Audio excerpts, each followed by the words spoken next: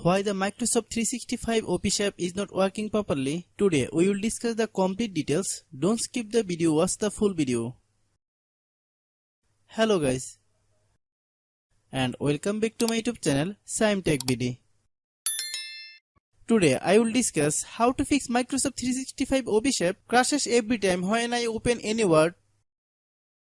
I have a request, if you are new to channel, please subscribe and stay with us. Open settings. Open the date and time settings.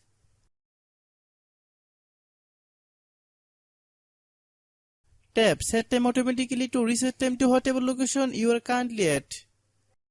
Click back. Click about device. Click storage. Then click clean up. Click clean. Click back. Click apps. Click app management. Find Microsoft 365 Office app. Click Microsoft 365 Office app. Click storage use.